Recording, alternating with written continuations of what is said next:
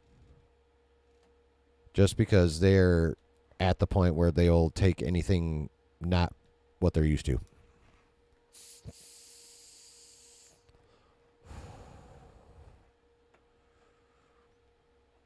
So I think that's how he's going to get elected, despite his known history, probably.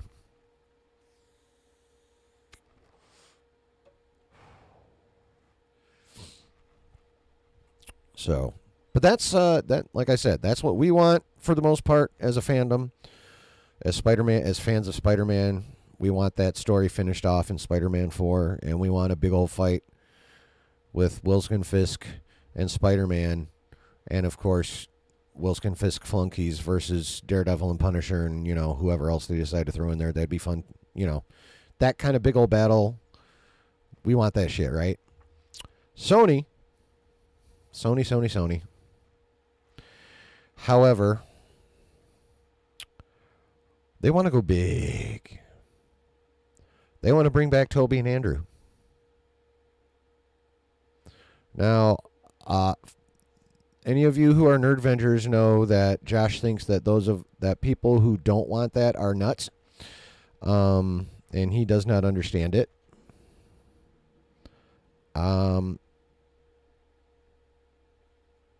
This doesn't happen often, but I gotta disagree with Josh. Josh is wrong, in my opinion. He's right in the fact that there does need to be some kind of multiversal aspect to it, just to keep the march towards Secret Wars going. But not the way Sony wants to do it. Sony wants to basically do No Way Home again. Like this is a shitty business decision based on the success of No Way Home. They're like, oh, people loved having all the Spider-Men. Let's keep going. All 3 Spider-Men equals $1 billion movie, so let's do that shit again. Without actually thinking about the actual Spider-Man story and how it goes, and how we really haven't gotten the basic Peter Parker that we're used to getting literally until the last 5-7 minutes of No Way Home after Doctor Strange's spell.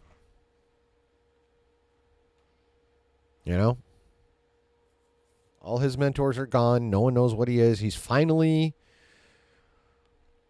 the lone Peter Parker engaging in the normal Peter Parker struggles. Prez says if they think it through, it'll be fine. Yeah, but we're talking about Sony. Now, I know they've had Marvel's help with all the Spider-Man shit till now, and Feige's help, which is good.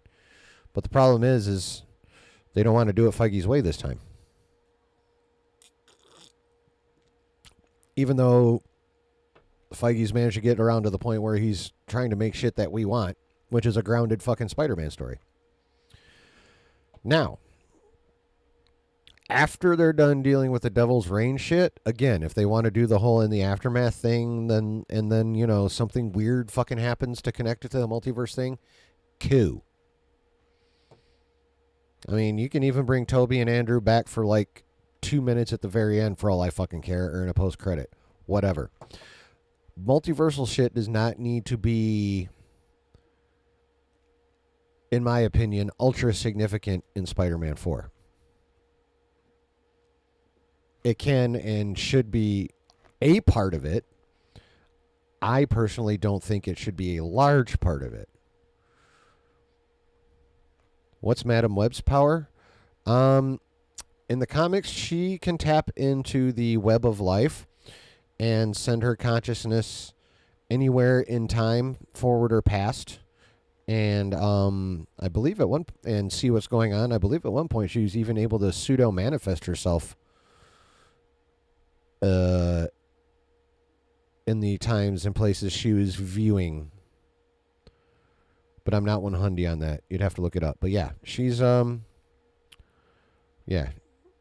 she's fully tapped into the web of life and can see shit. Basically, she's a seer. A prognosticator, except she can travel backwards too. I believe.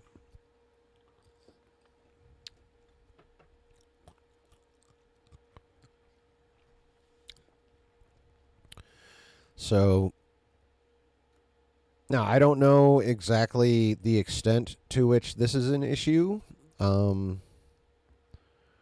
happening with the in the pre-production part of Spider-Man 4. But I mean, just in general, I don't trust Sony. I mean, Madam Web is shaping up to, in my mind, it's looking like it's going to be even worse than Morbius at this point. Like in quality, in how it does at the box office, and pretty much everything. This movie is tracking to be worse than Morbius. It's already tracking to be worse than Morbius in the box office. Like right now, its opening weekend is tracking lower. Yeah. No problem, Stanley's. Can she go back in time and stop Disney making Secret Invasion? I wish.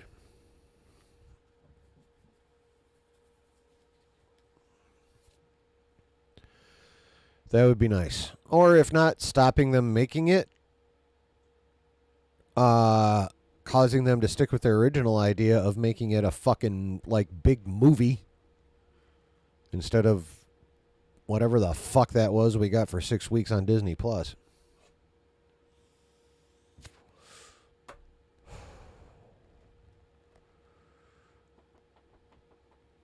But yeah, Madam Web right now in the box office wise is shaping up to be worse than Morbius.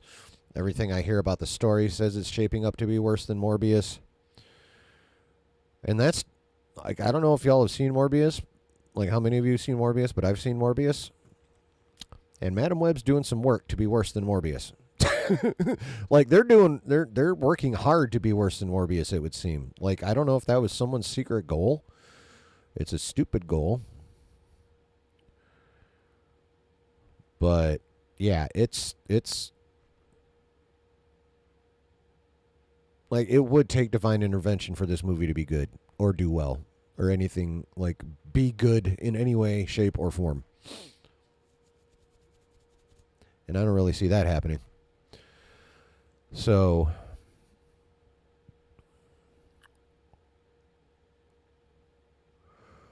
but yeah, Sony wants to go big in multiversal for, like, the whole damn movie. Marvel wants a more grounded movie. The fandom wants a more grounded movie for the most part that I've seen so far. Just about every show, like all the YouTubers that I watch, outside of Josh, basically want the grounded thing. So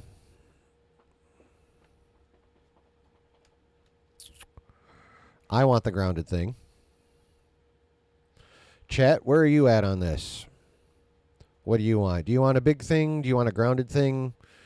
Do you want a mix? And if so, what kind of mix do you want? Like, do you want a multiverse heavy mix? Do you want a grounded heavy mix? What are y'all thinking about this shizzle? I don't know anything about Madam Web, Matt says, but the whole seeing the future aspect has made my wife want to see it.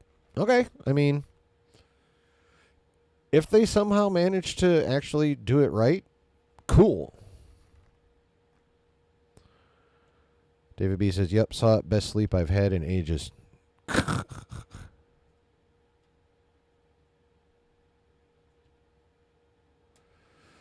But,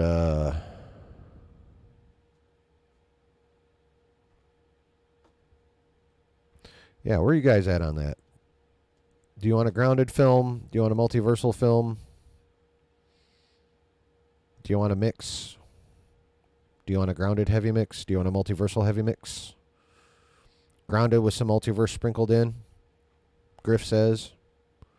David B says grounded. I'm sick to death of the multiverse.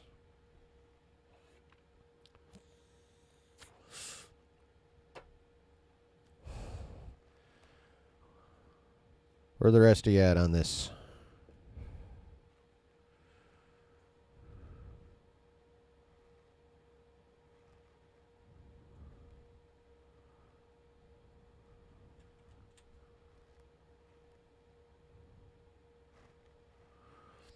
Brooke says, keep it grounded for Madam Web, because with the multiversal aspect, it can be easy to mess things up. Grounded keeps the expectations reasonable. Yeah, well, I mean, I don't really care about Madam Web. I'm talking about Spider-Man 4. Stanley says, just something good. I mean, I feel that.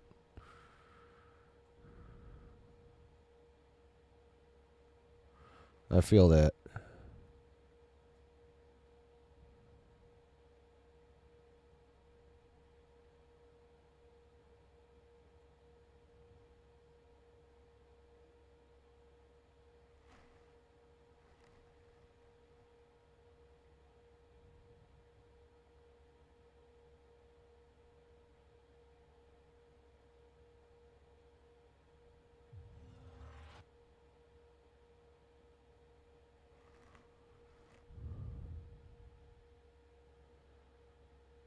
Anybody else? I'm with Griff.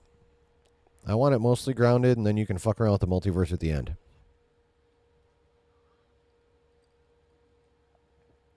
But I want me a nice, solid, badass resolution to Devil's Reign. Brooke says, Spider-Man 4, a good balance between grounded and multiverse is good. I just want it to at least be as good as Spider-Man No Way Home. Yeah. It doesn't have to be as good in the same way, though, but yes, I would love it to be that good. Bless you.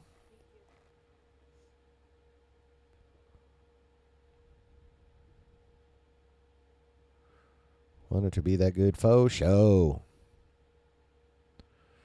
David B says, I just want one Spider-Man, a great villain, and story. I feel that.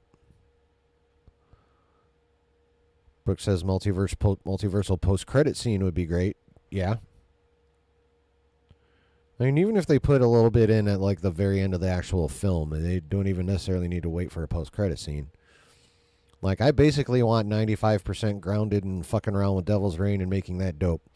And then, like, you know, last 5% you can set something nifty up. Somehow or other. That's where I'm at with it.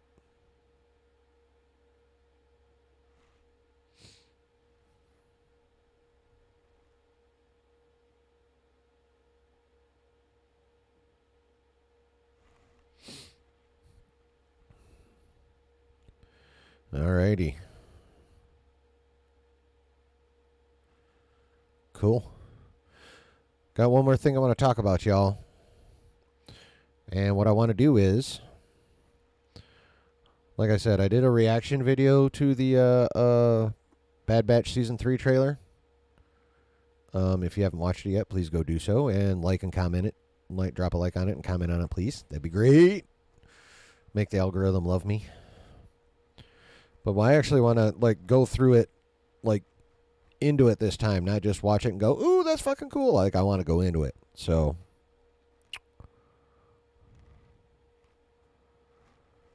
oh wait, if I can.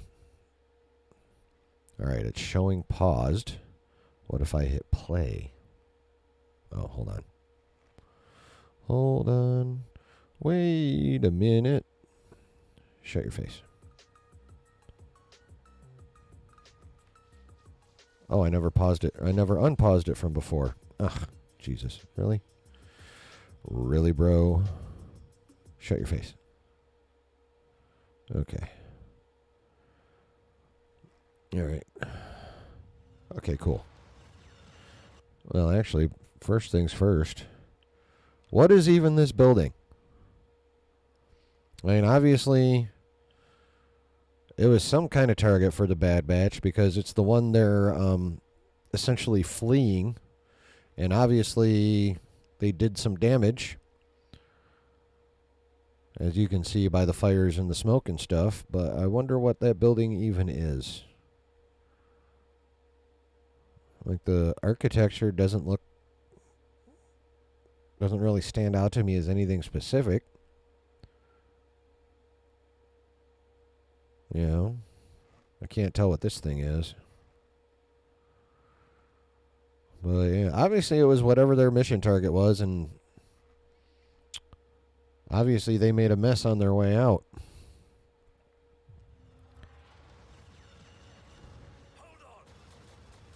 So, and I'm gonna keep pausing it because copyright.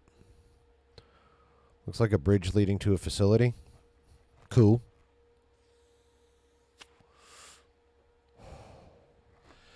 How much you guys want to bet this is probably going to be, and I said this in the reaction video, I feel like this is probably going to be the opening scene because I swear that's what they did for season 2.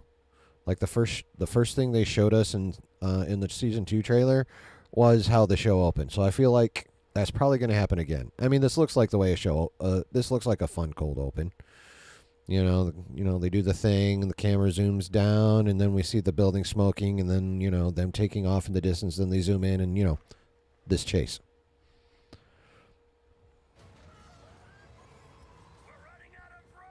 We're running out of road. And then not exactly a stealth exit, right? Yeah. So, 1 second here.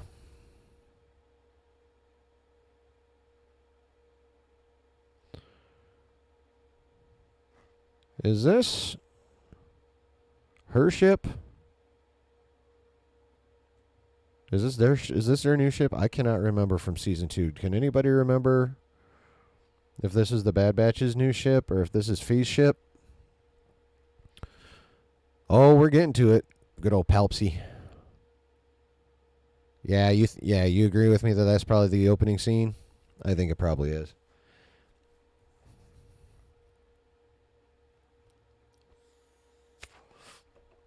But whether or not that's their all-the-time ship, that's the ship they're escaping in.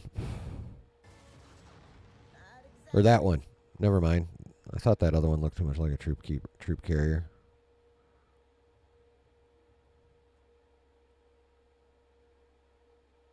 Okay. That ship.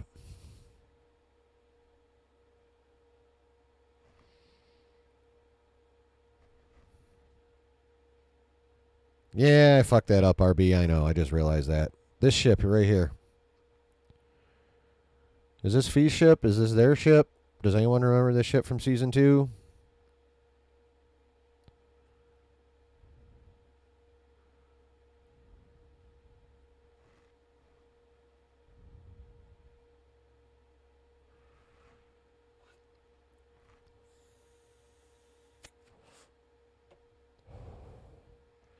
I don't really recognize that ship, so I'm thinking that might be Fee's ship.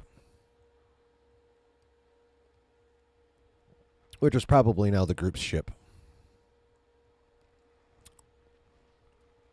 So.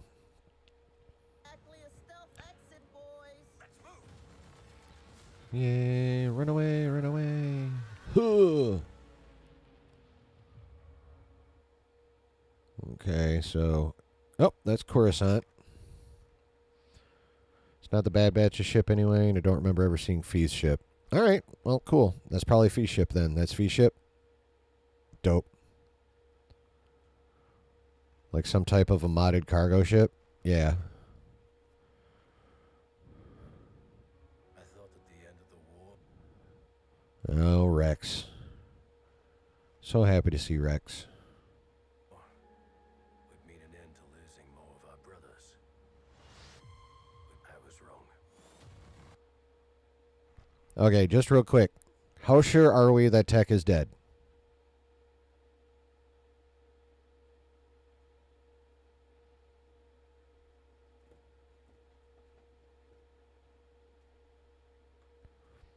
And do we want him, if he actually is dead, do we want him to stay that way? Are we tired of all the resurrections?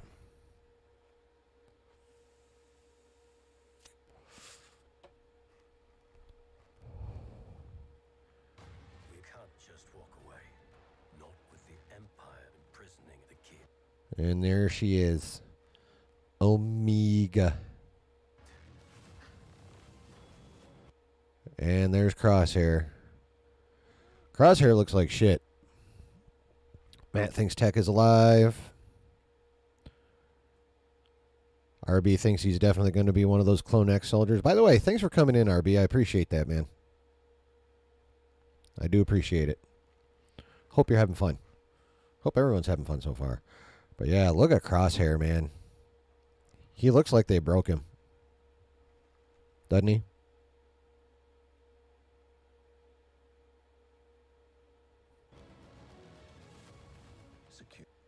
And this guy. I need to look up who this voice actor is, because this dude is creepy as fuck. And the guy that's doing his voice is doing a magnificent job of conveying that.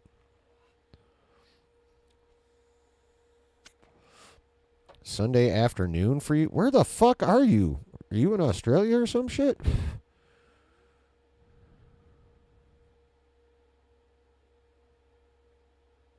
If it's already Sunday afternoon for you, it's like fucking 10:36. You believe it's Troy Baker? Well, Troy Baker's doing a fucking bang up job, I gotta say. It's not Troy Baker. Alan, where are you at with this, man? New Zealand, mate. Okay. Right on. You into the fighting? You like Volkanovski and that crew? I like Volkanovski. He's fun.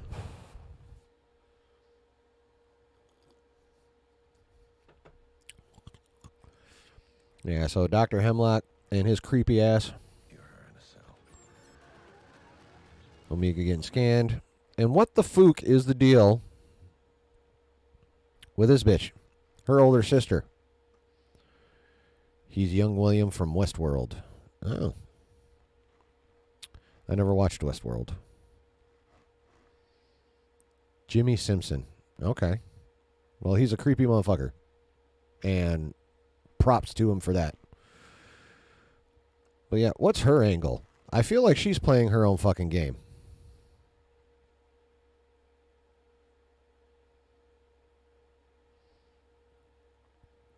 Nah, man, Volk's an Aussie, straight rugby and cricket fan. Oh, cool.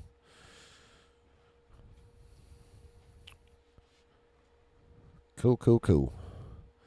I feel like she's playing her own game. What do you guys think?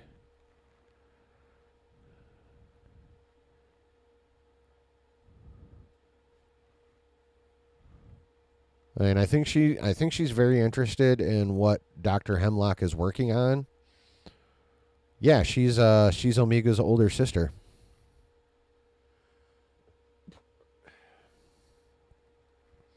Oh shit, Brooke, my bad.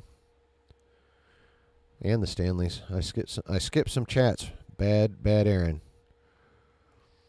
RB thinks he's definitely going to be one of those Clone X soldiers. Stanley says hopefully he's one of the prototype Death Troopers.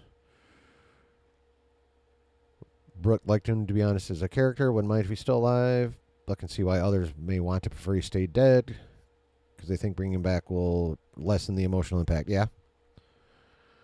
And then got all that. Think she's another Omega? Yeah. Perhaps she's trapped and also looking for a way out. Could be. I think she's looking for answers that that Nala Sue refused to give her as well.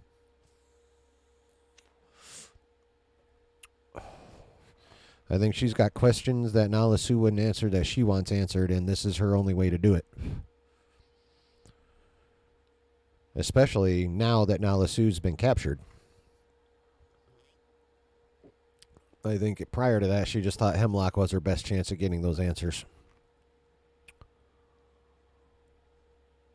Brooke says, I'm curious to know the role of Omega's older sister, and it does seem she could be for a Clone X special form of soldier sort. Yeah, she could be. But I definitely think she's got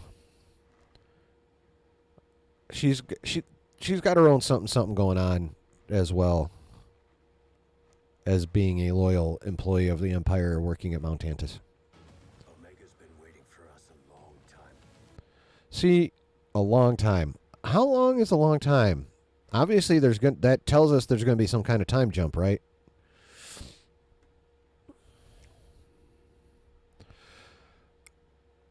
Yes, she is a scientist and not a soldier, but that doesn't mean she wasn't designed with the same military capabilities as the rest of the clones. It just means she was... I think it's possible that she's kind of like a combination of tech and, I don't say hunter, you know, scientist soldier. Several months to a year, yeah. I wonder if it could be even like a year or two. But it's definitely given that there's going to be some kind of time jump. For sure. Our mission is not over yet. Boom. February 21st. It's less than a month away, y'all. That is less than a month away. I'm stoked. Ah, here we go. Oh, yeah. Nothing of greater importance. All right, so what do we have here? We have Palps. We have the Imperial Guard. We have Hemlock. We have some of the few clone troopers left as they're switching over to stormtroopers. And we have what appears to be Nala Su along with Hemlock. And obviously, Palpatine talking about securing the future of the Empire. To secure the future of this empire. Whatever. Hold up.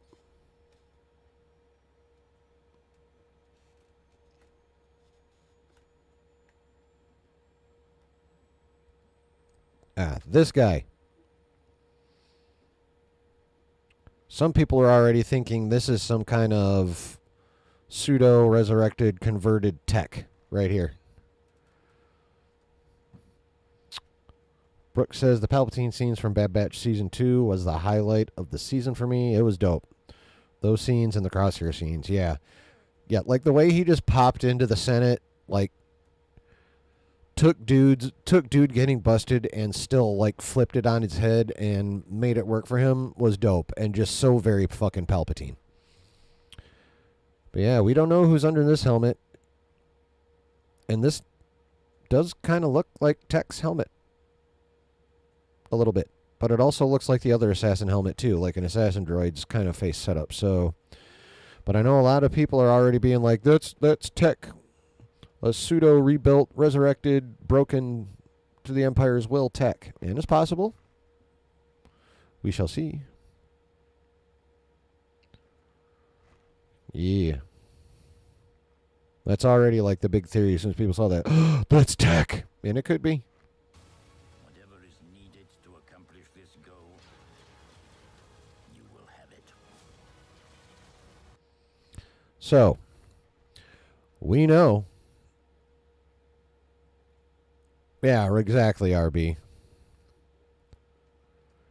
Brooke really hopes they show more of Crosshair in this season. Oh, Crosshair is going to end up being a big part of this season. I guarantee that.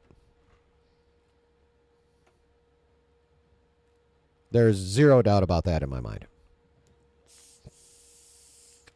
Griff says, I think it's CX-1 or another assassin clone. Very well could be. Hopefully we actually find out.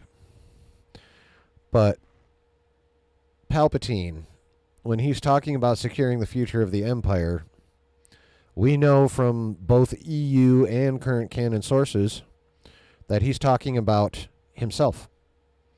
And we know from EU sources that Mount Tantus was like one of the big hubs that he used in his experiments to clone himself, which is obviously why they have Nala Su, why they want to study Omega, and all that other shit. And whether we like it or not, this is a setup, not just adapting the EU, because Palpatine did clone himself in the EU, but whether we like it or not, this is something that keeps our feet on the road,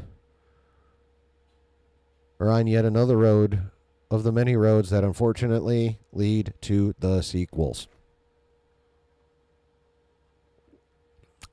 Rick says, I'm curious as to what show the ending of Season 3 of Bad Batch could set up, or maybe it's the end for real, because they could do more spin-offs potentially. Yeah, well, we'll see. We'll see how they handle that, but this is the end of the Bad Batch as its own show, for sure. It might not be the end of us seeing the Bad Batch, depending. Well, it really depends on how they end the show. So, trust me, we will be talking about that after the season finale of this show. Yeah. We'll be talking about this. We'll be talking about this show a lot. Trust me. I mean, how sick? Oh, okay. So this is CX1. Okay, so CX1 is just a regular ass clone trooper. Or one. Wait, is he the one talking? Might not be him talking. Hey, there's Fennec. And okay.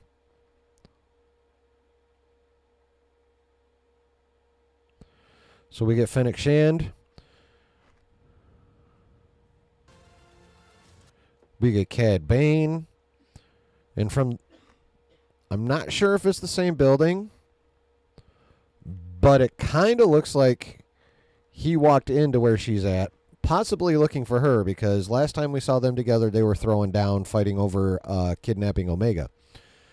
In Season 1. So... I'm hyped to see both of them. I love both those fucking characters. I just hope it's not for like, you know, oh, here they are, and then, you know what I mean? I hope it's not just like a tease cameo. I hope they actually have a decent amount of time. At least, like, I hope they have at least a whole episode, but what I would love, and I heard this brought up on another channel, I can't remember which one, but what I would love is for those two to somehow end up joining up with the Bad Batch in their assault on Mount Tantus. We know that's how that shit's going to end. Some kind of massive assault on Mount Tantus. And not just from the Bad Batch. I feel... Well, we'll get to that. We'll get to that. Okay, that was X7.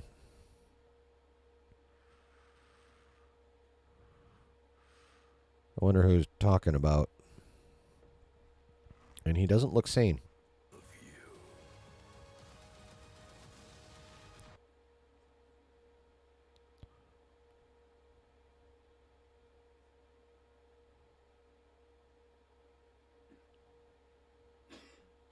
Oh, damn it.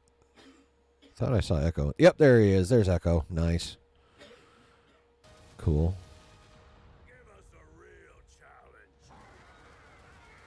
And, of course, the requisite monster.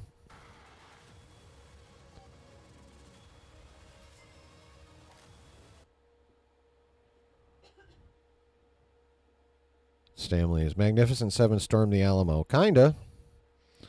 I mean, Kurosawa was a humongous influence on both George and Dave. And Seven Samurai is what Magnificent Seven was based off of. And Rebel Moon.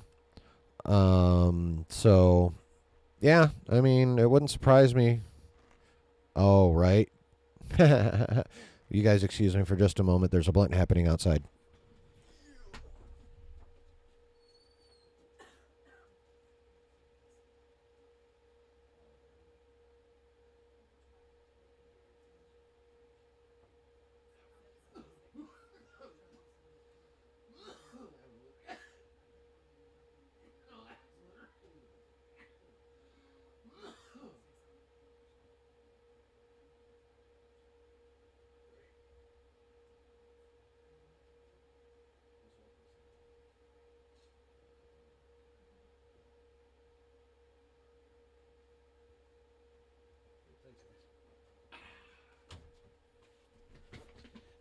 My family. All right. I love them.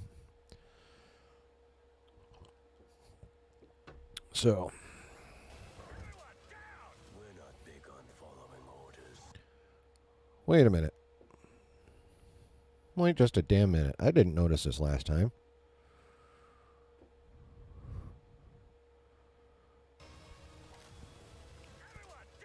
We're not big on Why the hell are Rex and the Batch facing off? Is it just me? Or does this not make it look like it's... Because Rex is telling them to get down. And then the next thing we see is Hunter being like, we're not big on following orders. We're not big on following orders. Does that look like the cave? Hold on. We're going back and forth until I get the fucking straight of this shit, yo.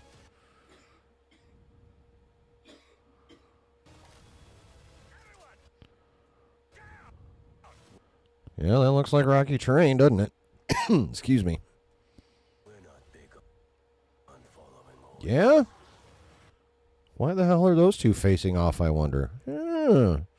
See, this is why I like doing this shit. Now I'm noticing shit I didn't notice before. And we all get to discover it together now, which is dope. So, General, that was Mount Tantus. Okay, so it looks like they're... Oh, yeah. Killing you, but you're making it very tempting. She's back, baby. Now, this has obviously been a point of contention all week. A lot of people are like, they're fucking retconning Dark Disciple. Now, supposedly, according to the producer, they've found a way to make it work. He said it's not a retcon. He said they're honoring Dark Disciple. I personally don't care if they do retcon it.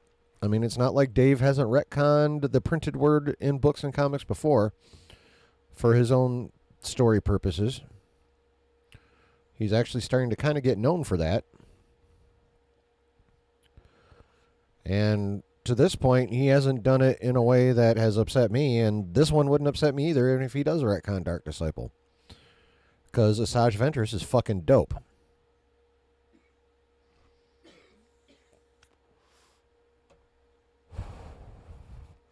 And I, for one, am glad. Retcon or no retcon.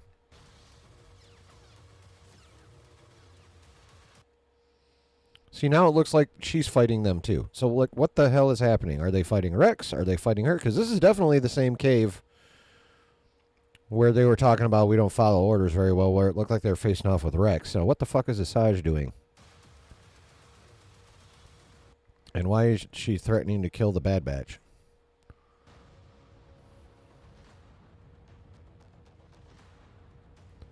Damn, 3 episodes. All right, that's it.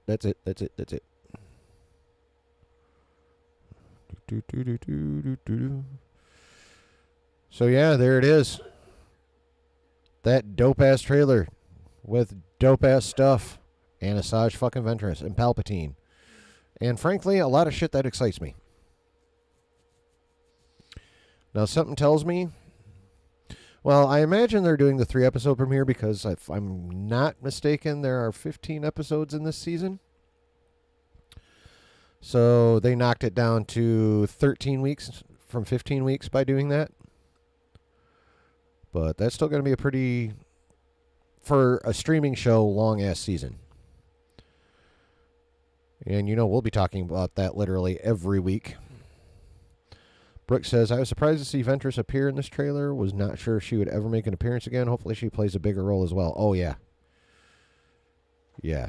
Yes. Like, if you're going to all appearances, resurrect Asajj Ventress, then it better be for something more than a, hey, how you doing, and see you later.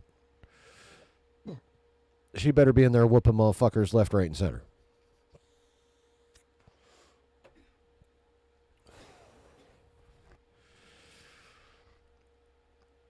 So, you guys drop some more. Griff says, I think there are 2 3-episode blocks. Oh, nice. Good. That'll shorten it up even more. I'll tell you what, though. We're gonna be talking about this every fucking week once this show starts. I'm just going to tell you now. So be prepared. We're going to be talking Bad Batch. Obviously, we'll talk whatever else happens during that week, but we're going to be talking Bad Batch. Especially if this show is as good as it was last year. I love season 2. Most of it. Not all of it. They had some bullshit shows in there, but it was still dope. Stanley says, well, maybe Bad Batch are looking to hire Ventress to infiltrate Mount Tantus, and she rejects them first before reluctantly changes her mind. I could see that. That's definitely that's a highly plausible scenario. I like it. Y'all give me a minute.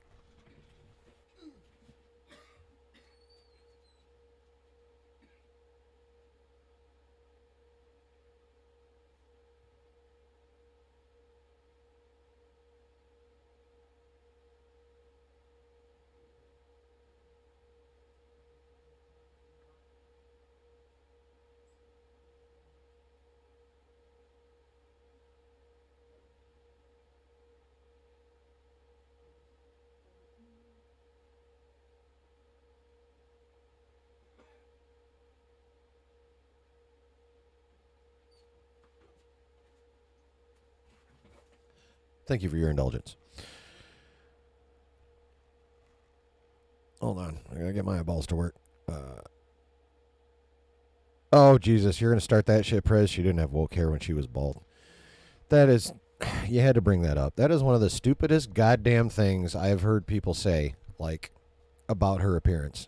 Like, for real. Like, what the hell? Who the fuck cares what her fucking hair looks like? Like, for real. The people tripping about her fucking hairstyle are fucking pathetic. They're fucking pathetic. Hopefully it's no one in this audience. Like, I'm sorry if it is, but you're fucking pathetic. Fucking woke hairstyle. Jesus fucking Christ. Hi, Brady Bloomer. Welcome in. I appreciate you coming in. Will Ventress be using the Force as a tool only, or does she lean toward the light or the dark after everything that has happened to her? That is a good question.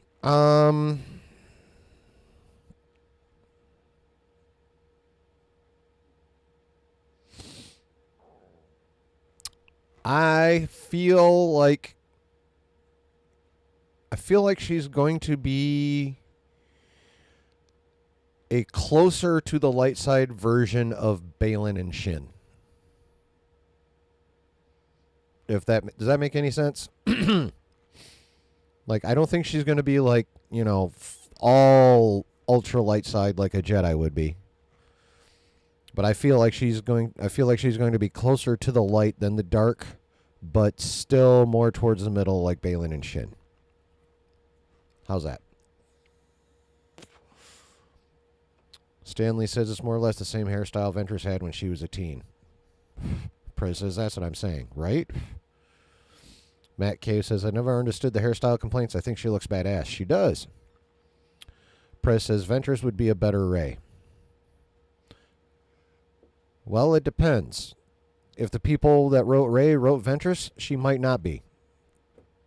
You know what I'm saying?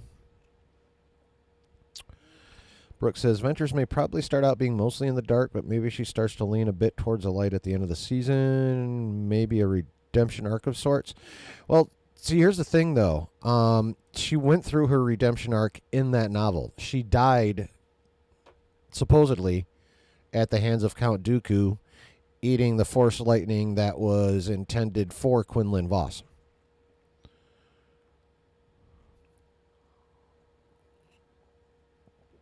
So, she's kind of already been through a redemption arc. I'm not saying that she couldn't be super angry when she's resurrected and potentially need a little more redeeming. It's entirely possible. But she did go through a pretty significant redemption arc in the novel. So we'll see. Stanley says, I'm wondering if we'll see Quinlan Vos. I'm hoping. I mean, we know he's still alive at this point because the Obi-Wan show takes place after this, and he had his name carved in the wall helping out with the path. And the path might not even be started yet because the Bad Batch, even at this point, is, I think, only maybe 3 or, after this time jump, it might be 5 years after Order 66.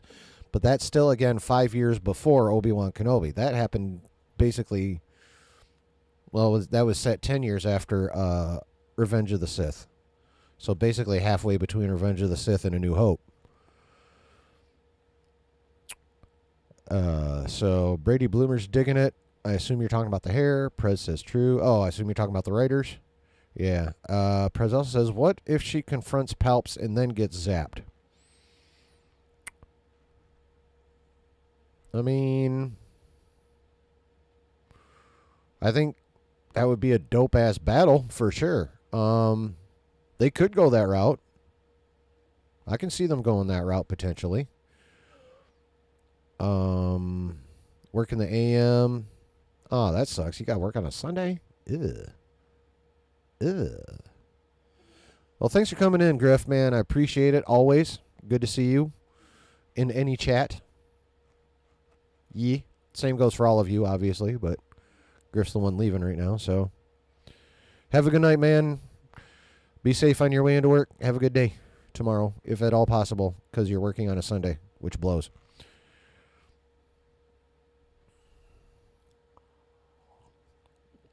So, but yeah, I am highly interested in what they're going to be doing with Ventress.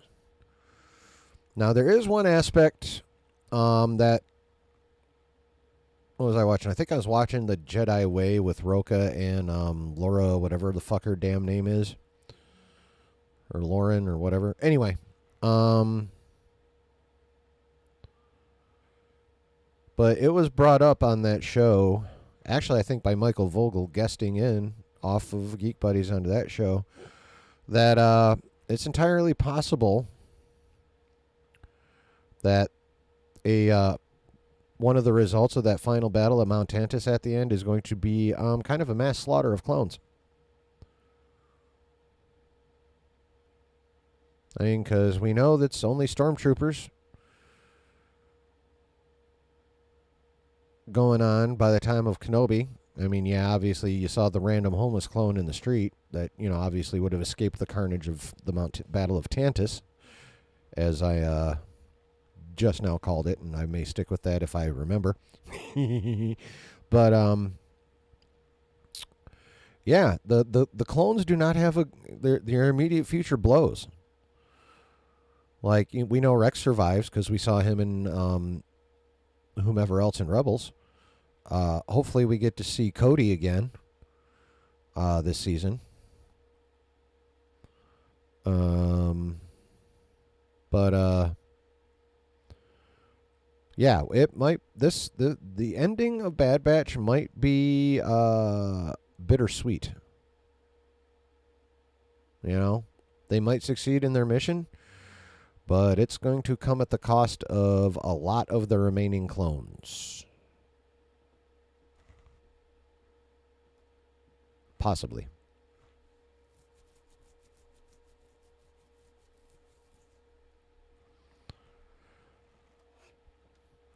What do you guys think, though? Are you excited for the Bad Batch? Like, were you already excited for the Bad Batch before you saw this trailer and before we went through it? Are you now excited if you weren't before? Are you more excited now than you were before if you were before because of this trailer? Where are you guys at with the Bad Batch Season 3, the final season?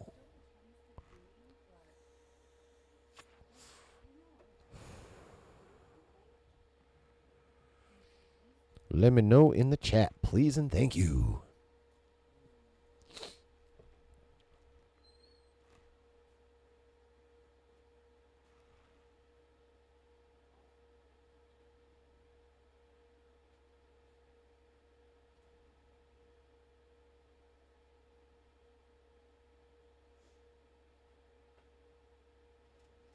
Oh. Fucking did it again, y'all. There we go. Like, something's missing. Yeah, the indicator that my fucking music's going. I was missing a blinky. Where are you guys at on the batch? Matt K says, I think this final season is going to be some great Star Wars. I agree. I agree with that statement. I think this season's going to bang overall. I'm sure they're going to drop a couple of, a couple 3 episodes where it's just like, okay, like, one little self-contained story. But, I mean, it's 15 fucking episodes. There's going to be a couple episodes where we're like, okay, that was a show. Or that happened, and okay, whatever. But, yeah, overall, I think this season's going to fucking slap. What do the rest of you think? Come on, tell me.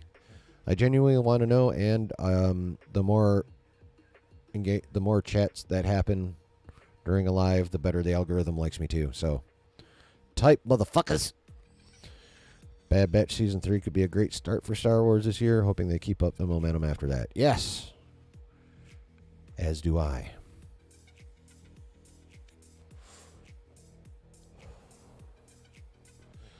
Well, I mean, we're getting at least, 2 2 more shows minimum. I think Skeleton Crew's still up in the air. The word is we're getting that this year, but there's also word that we might not. But we're definitely getting, from what I understand, we're still definitely getting Tales of the Jedi, and we're still definitely getting The Acolyte. So,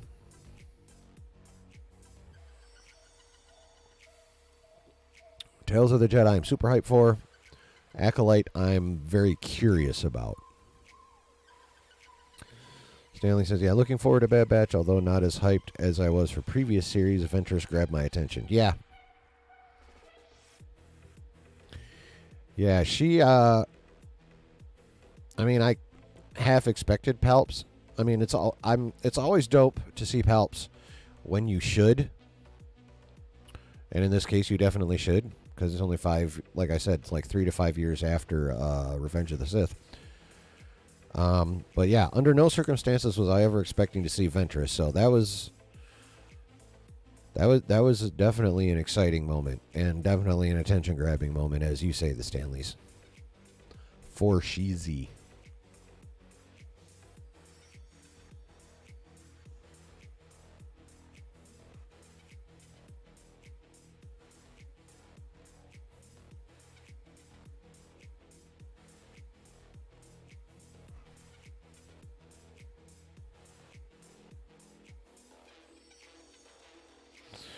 Right, does anybody have any thoughts and or questions on anything?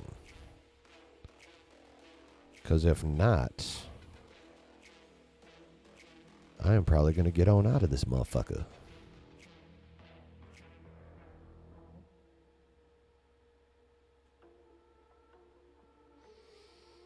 Anybody at all? I am more than happy to continue to chat if you guys have something you want to talk about.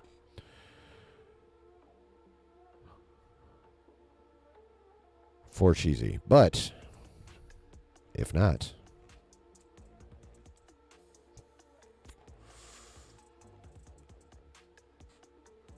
I think there was a fight night tonight, and I want to watch some motherfuckers get fucked up. Brooke says, great talk as always. Thank you, sir. Have a good night. All right. All right, if you guys don't have anything, I'm going to go ahead and dippage. As always, I am super grateful for all of you showing up and anyone showing up. Thank you to all of you who came in here. Let me scroll. We got the Stanleys, Brooke, Matt, Griff, Prez, Alan, Brady,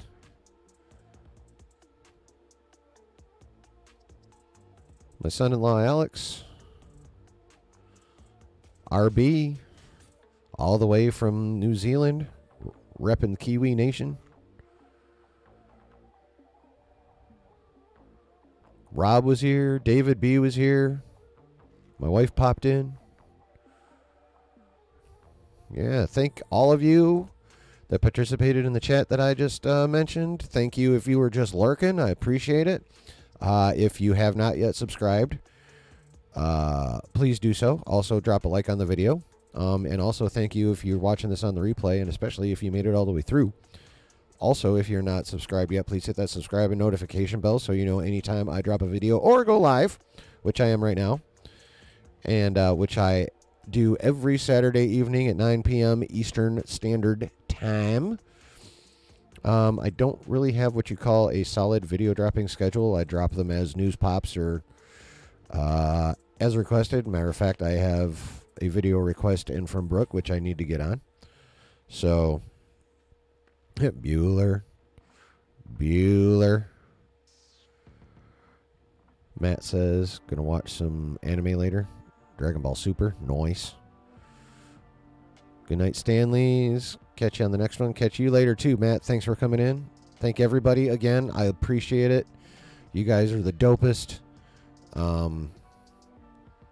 Yeah, all I can say is thank you because, like, my gratitude can't be fully expressed in, like, as far as I know, any known language. That's how much gratitude I have for you people. And have a good rest of your weekend. Much love. And like I always say, there's always a good time to be had when you're chilling in the basement. Have a safe one, everybody. You know what, Matt? Honestly, I haven't even checked. Like, I'm not gonna lie. Don't be offended, but I have not yet even gotten around to checking that shit yet. I will probably soon though.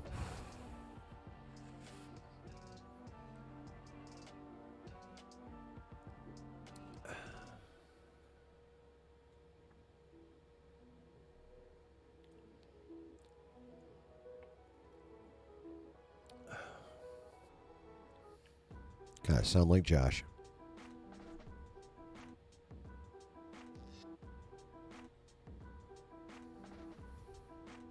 Of course, I'm also slightly neurodivergent like he is too, so.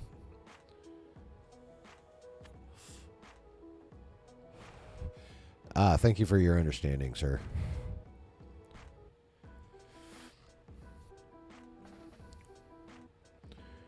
That was a good stream, though, guys. I feel like that went well. I feel like you guys had fun. I know I had fun. Again, my appreciation knows no bounds for you people.